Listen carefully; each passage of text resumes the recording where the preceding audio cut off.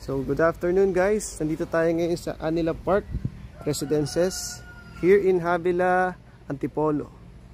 So i-check natin ngayon yung actual turnover ng Opal. Ito. So it's a 3-bedroom 2-story na house and lot. So for this size, it's 53.60 square meters. Then ang minimum lot area niya is 77.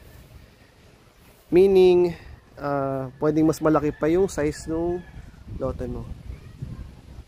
So, check muna natin yung around the house. So, doon sa gilid, mayroong service area. Check natin.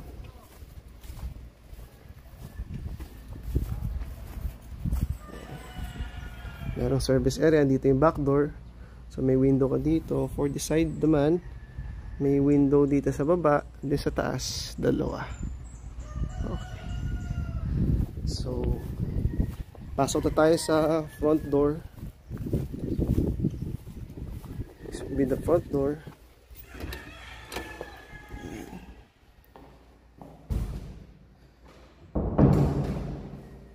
So dito naman, meron tayong window din dito. This would be the ideal na living area mo. Then dito naman, pwede ka maglagay na dining din. Dito naman yung kitchen. Okay. So may mga cabinets na rin sa baba. Then we have a bathroom here.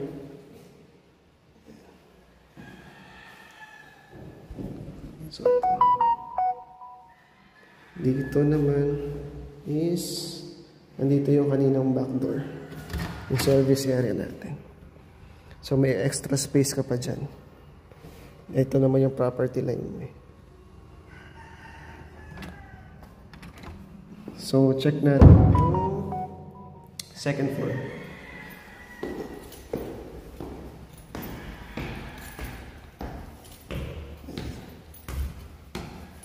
So sa second floor, we have 3 bedrooms, 1, 2, and 3.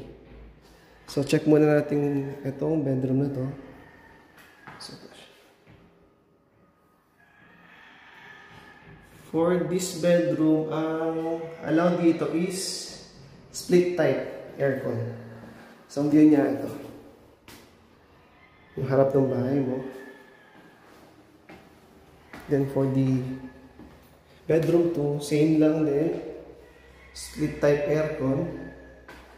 Then ang view mo is front din. Sa harap din.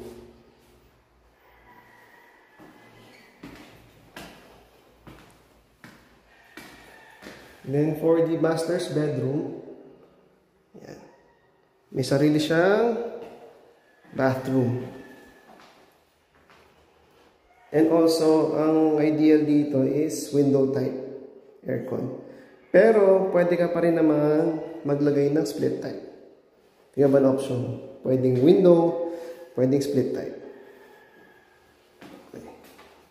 So, ayan. Actually, may lalagyan sa kabila. Parang dun. Di na siya kita, pero ayan. Pwede ka maglagay ng split type dyan. Then, kung papansin nyo, may mataas ang ceiling niya. Ayan. Yan ang nagustuhan ko dito. Kahit dito sa hallway, mataas ang ceiling. Then, for the stairs, mapapansin nyo, kahit wala pang electricity, walang mga bulbs, okay yung light, natural light niya kasi merong window dito. So, check natin yung labas.